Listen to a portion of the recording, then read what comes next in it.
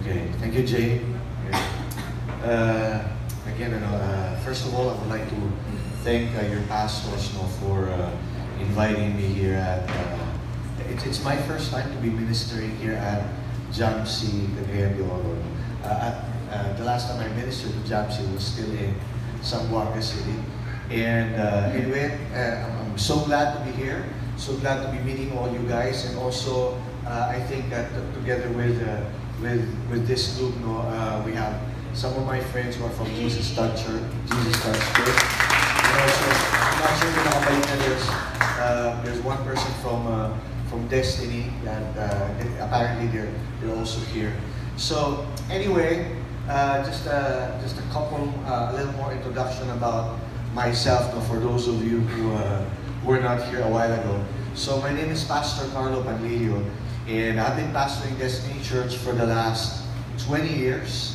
I got saved way back in the 1990s. That's when, in a way, that's where the church really started. Our church, we started as a campus ministry. Okay? In fact, there were no pastors, there were no missionaries or churches that started our group.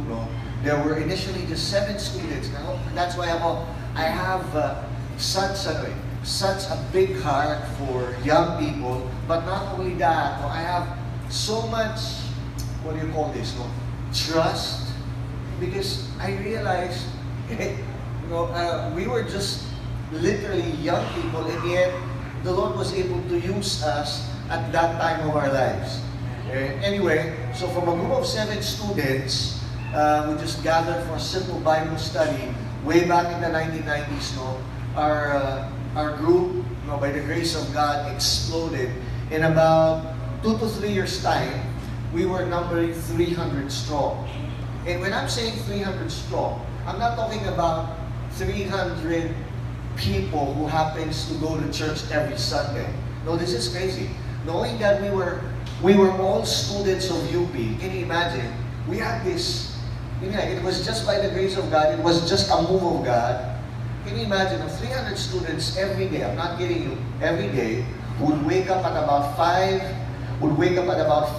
in the morning, 5 a.m., would gather at the right side of the UP Los Baños main library for a prayer meeting every single day.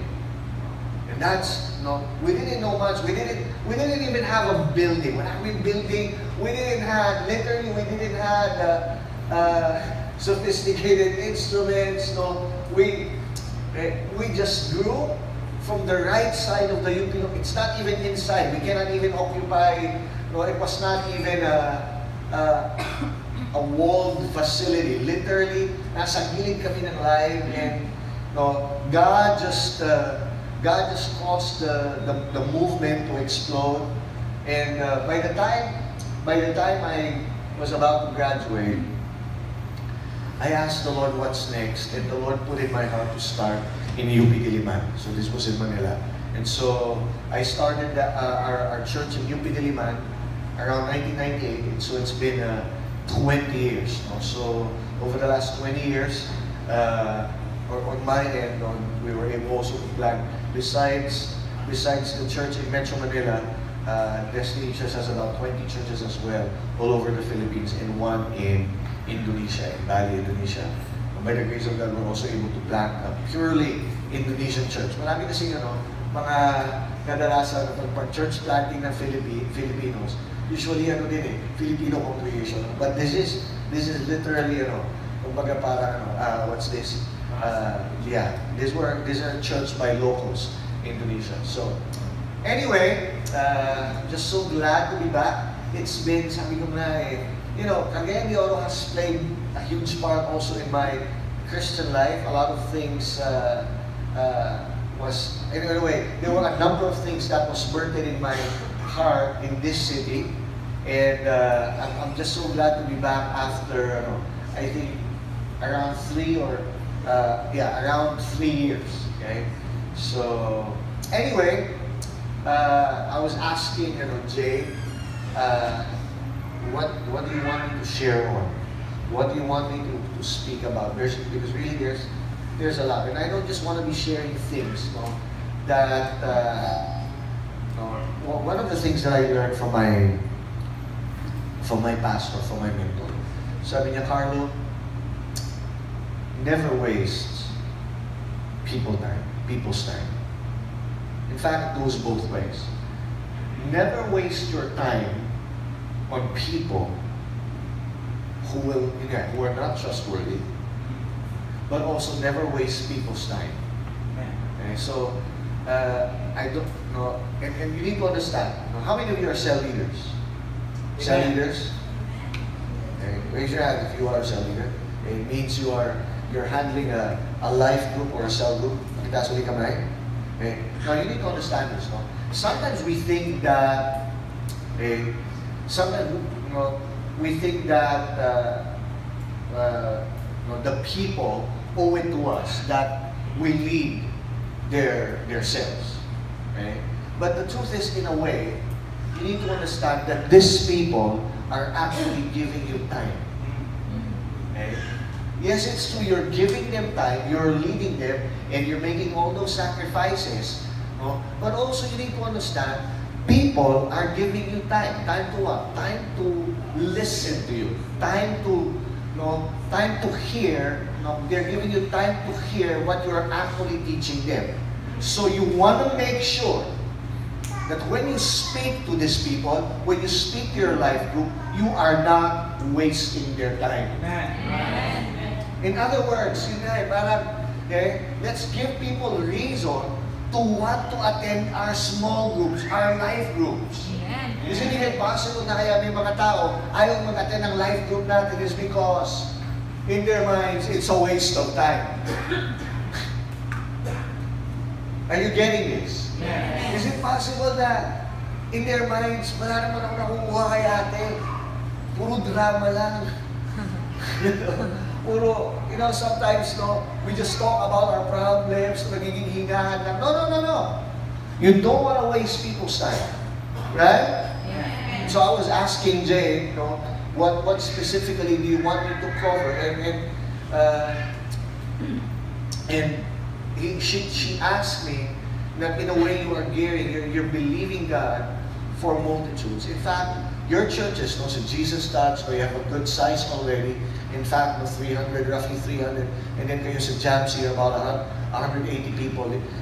You are just at that season that you are, in a way, ready for multitudes. Amen. Okay? But then again, why is it that some people, ang problema, in fact, there's a lot of churches, this is common in churches all over the Philippines. They hit what you call a plateau. Okay? And somehow, no matter what you do, parang they cannot just move past that number. Okay? It's crazy. Akala niyo minsan, mas mahirap lumaki, mas mahirap lumaki yung maliit. Pero nakapagtataka, minsan, kung lumaki ka, parang mas mahirap lumaki pa. You know what I'm saying? Okay? And you hit a certain number and it seems that you're just locked at that number. And I experienced that. I remember, I was telling the group a while ago, when I got saved, in my heart, I was really telling the Lord to use me mightily. I literally, I had no other thing in my mind except to be used by God. Amen. Ang tingin ko nga sa academics ko, parang lang extracurricular. My main thing was about winning the laws, sharing the word, and I didn't really know much about where the Lord was going to bring me. But in my heart, I wanted to be. I'm not even sure if I know the word pastor, but what I knew was I wanted to take care of people. I wanted to be an instrument of transforming lives. And so, when I remember when malaki na yung group namin sa UP Los Baños niya, we were averaging 300 strong. And in a way, it was more easier to bring the church to a next level, being na nandun na kami sa level 11. Yun nga, sabi ko, we're not talking about just 300 Sunday people. You're talking about 300 committed people. I mean, for people to come every day for a prayer meeting. Okay? At 5:30 in the morning before we would even go to class. That's commitment right there. Amen. Eh, hindi madali mag-aaral sa UP. No, I mean, that's crazy. No? Even the whole campus were surprised by the level of our commitment. Okay? And it was phenomenal. Anyway, so it was easier for me to parang just, by that time I was already pastoring the church. So I was just a student. In a way, I was already pastoring. And it would have been easier for me to just simply continue, but then the Lord put in my heart a burden for UP Diliman. As if the Lord was telling me, the revival, the change, the transformation that you saw happen in UP Los Baños, I wanted to also see it in UP Diliman. So I got excited, no? Okay, what's this? No, 1998, I started our first life group, small group in UP Diliman, and really in my mind, no, mga 2 to 3 years time, we will probably be, ganun din, mga 300 strong. Who knows, if revival breaks out, no, I'm even imagining maybe 1,000 people in the church, because that was my experience. I've always thought it was just that easy. Until I realized, no, it's not easy. Okay? The environment, the atmosphere in Manila was far different from the spiritual atmosphere that we had in UP Los Baños. Okay? The geography, no? Dati ko naalala ko sa UP Los Baños, it was just a small community, no, na, for example, nagpatawag kami ng meeting sa umaga. We decided, may meeting tayo mamaya. Wala pang cellphone soon, walang internet, walang Facebook. And yet, dahil it was a very small community, word is definitely gonna go around, and by evening, you know that everyone will be there. And then, nagpunta ako sa Manila. To go to a meeting, you have to endure the traffic 2 hours. And it's crazy. In 7 years, no, walang nangyari masyadong growth sa church. 7 years, we were averaging about 80 people. And no matter what I did, it seemed that we were not just simply growing. Now, some people might think that I was even telling me that, hey, for a young pastor like you, I was so young back then.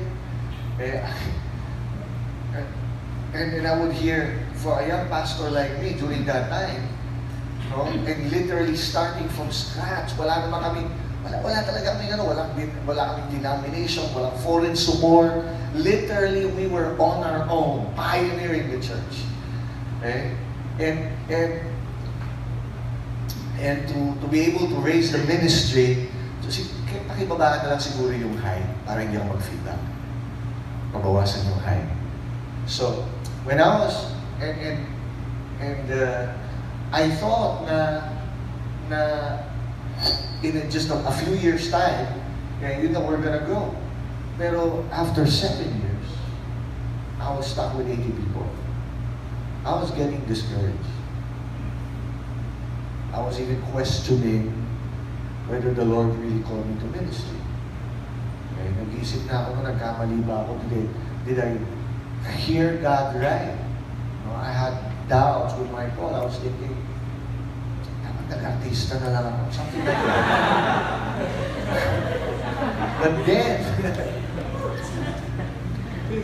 But then something happened.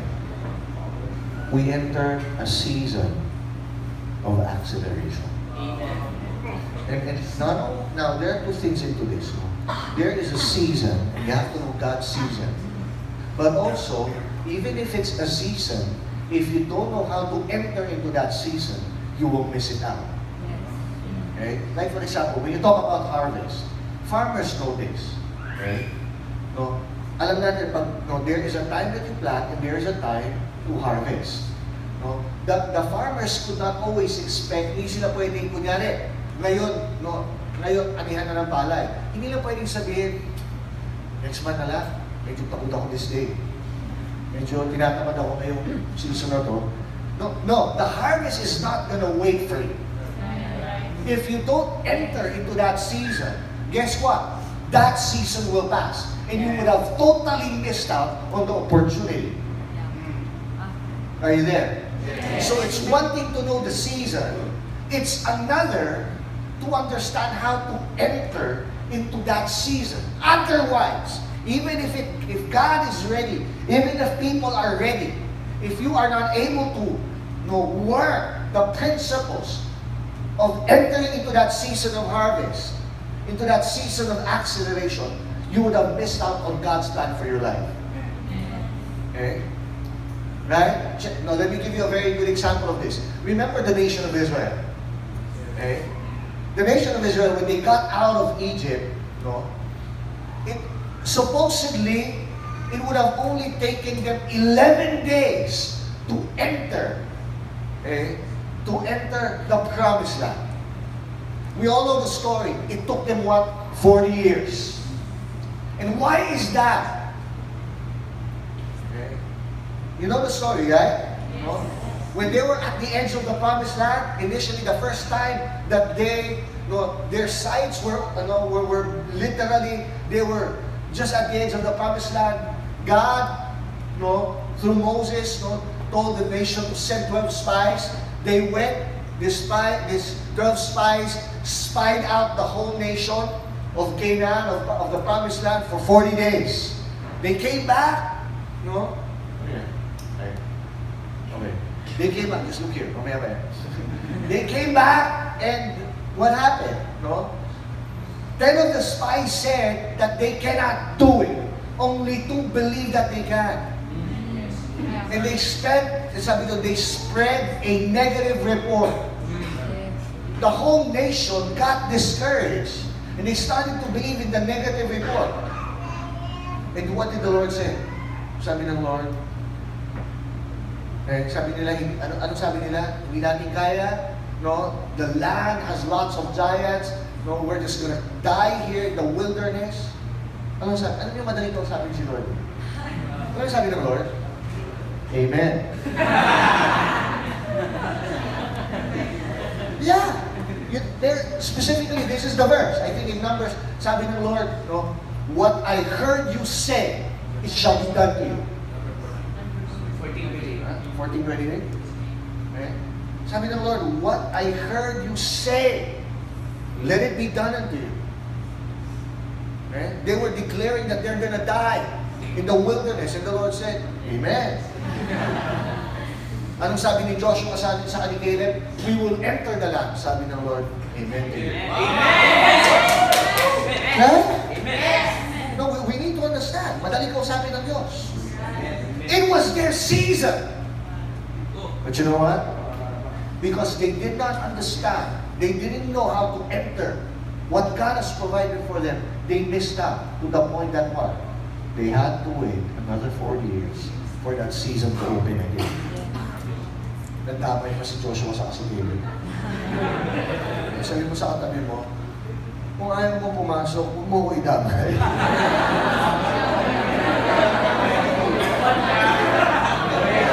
Hello? Alam niyo masakit? Buti sana ko, hindi totoo eh. How we wish that the consequences of your actions will only affect you. But the reality is, bigyan ko isang example, just a side inside. Remember Jonah? Yes. Can you imagine, dahil dun sa disobedience ni Jonah, yung buong ship nadamay. Kaya minsan pag meron mga kunyari I'm with people, pagkatapos medyo may bulilyaso, kunyari na traffic o merong tinatanong ko, tinatakbuhan ka ba kayo? Nadatakay ako eh.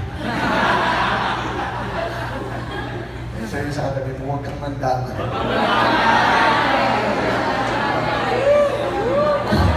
Kung mag-jolta ka, huwag kang mandamay, di ba?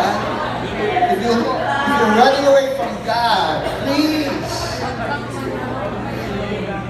Anyway, so, there's a season of acceleration, but we have to learn how to enter into it. Okay? First, what is acceleration? Okay? What does it mean to accelerate? I just want to ask, meron ba dito when you were in elementary or high school, amazingly you are what you call accelerated?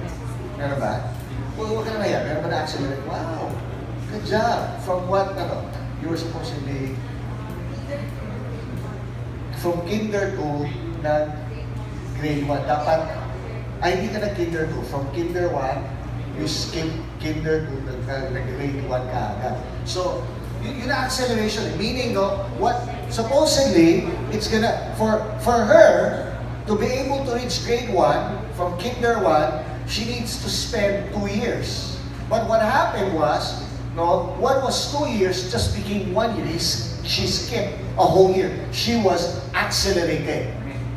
Okay? That's in other words, what is acceleration? I'll give you some of the definitions I got from the, let's consult Webster.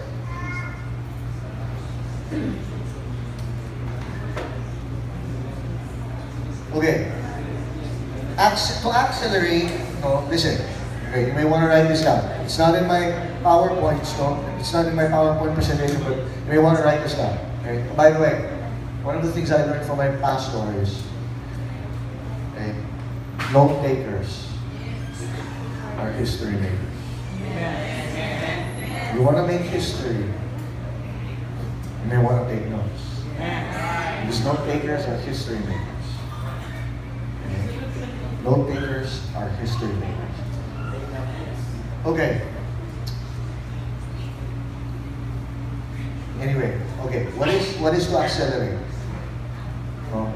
To progress from grade to grade more rapidly than usual. So you're talking about progression, okay? In a shorter amount of time. To bring something about an earlier time. To hasten the progress, mapabilis. When using a car, okay, nagdadrive ka, to accelerate, when you step onto the pedal, it means to speed up. Okay? Now, why do we need to accelerate? Let me give you a couple of reasons. I was thinking about this, and number one, pag hindi ka nag-accelerate, sayang. What do you mean by sayang? Sayang ang potential. Okay? Like for example, dun sa mga drivers, pag nagdadrive ka ng kotse, pag hindi ka nag-accelerate, okay, yung potential, like for example, even an ordinary car, okay, if you buy an ordinary car, ang potential niya, probably top speed. Yung sa'yo na lang doon, ano top speed ng kotse? Kala ko sasabihin mo, depende kung sino nagdadrive. Pag ako nagdadrive, kapag si Jay ganito. Anyway, top speed lang. Average. What is it? 160. Okay. 160 yung car nito. Yung potential niya. Okay? Yung potential niya. Listen. Okay, listen. Okay? But the problem is, here's the thing. Okay? He might have a car that has a potential to reach 160 kilometers per hour. Yung speed na kaya niya. Pero can you imagine, let's say, a person is only driving it at 20 kilometers per hour. When you don't accelerate, that's the problem. Okay? You don't reach the potential. Sayang! And then, mind you, let me tell you this. There are a lot of people who are working below the potential that God has given them. Okay? I heard, I forgot, one pastor said this, sabi niya, the greatest, the most expensive plot of land in the world, pinakamamahalin daw na plot ng land, o plot ng realty, okay, sa mundo, ano cemetery. Mahal naman talaga mamatay kayo. But he's not talking about that. He's talking about, sabi niya, you know why? Sabi niya, because underneath the cemeteries are people, sabi niya, are music that were never written, songs that were never sung, breakthroughs in medical science that were never discovered because people didn't live up to their potential. So, pag hindi ka nag-accelerate, parang kotse na ginawa to speed, to to reach speeds up to 160 and yet tumatakbo ka lang ng 20. Sayang. Okay? Here's another reason. Okay? Nakakapagod. Pag walang acceleration, check this out. Okay? Bakit ang kotse may gears? No? May primera, no? Segunda, no? Tercera, no? First gear, second gear. No? Ngayon, yung mga uso ngayon, mga 6 gear, 7 gear na eh. Bakit mayroon ano? Yun nga, it's for the purpose of acceleration. Okay? Now, here's the problem. No? Pag kunyari hindi ka nag-accelerate, no? Dilagay mo lang sa primera, hindi mag-accelerate yun. Kahit natapakan mo yung gas pedal, ano yung tapo mo? Bakit? Kasi wala acceleration. Okay? Anong problema? No? Ang problema, ang laki ng gastos sa gasolina. And minsan ganun nangyayari sa church. No? A lot of churches, a lot of people are working so hard, and yet, there's not much result. People end up tired, exhausted. Okay? And sabi ko nga, hindi nakakapagod yung trabaho eh. Ano kung nakakapagod? Yung nagtatrabaho ka na walang result. Hindi nakakapagod yung trabaho. Ang sarap ay nagtrabaho ka pagkas you see the fruit of your labor. Ang nakakapagod is yung nagtrabaho ka pero hindi mo makita. Okay? And that's why we need to accelerate. Okay? Pag hindi ka nag-accelerate, ano pa? Maiiwanan ka. Maiiwanan ka. Yes. Okay? Others would already be ahead of you and you're still, no, kaya may mga tawag term ko na pag-iwanan ng panahon. Okay? Na pag-iwanan ng panahon. No, may mga kilala ba kayo na, ako, it's sad, but I've seen this happen so many times. People are not, because they're not able to accelerate, they're not able to fulfill their potential. I have batchmates. Now, I'm already, I'm 45 years old. Okay? I graduated 1990 in high school. No? And we're going to be celebrating our alumni homecoming 30 years na. And for the last 30 years, marami akong classmates. Their improvements in their lives are almost insignificant. Parang iniwan mo nung ganun yung estado nila, hanggang ngayon ganun pa rin. Umasenso na iba, umarangkada na iba, pero marami na pag-iwanan. And sometimes yung churches natin, ganun din eh. Okay? Times are changing, no? Sa technology, ang daming breakthrough. Bakit sa church? Kadalasan ay iiwan. Okay? No, if there's an institution in this world that should be, no, at the cutting edge of things, it's the Church of God. Amen. Are you there? Yes. Okay? We need to accelerate.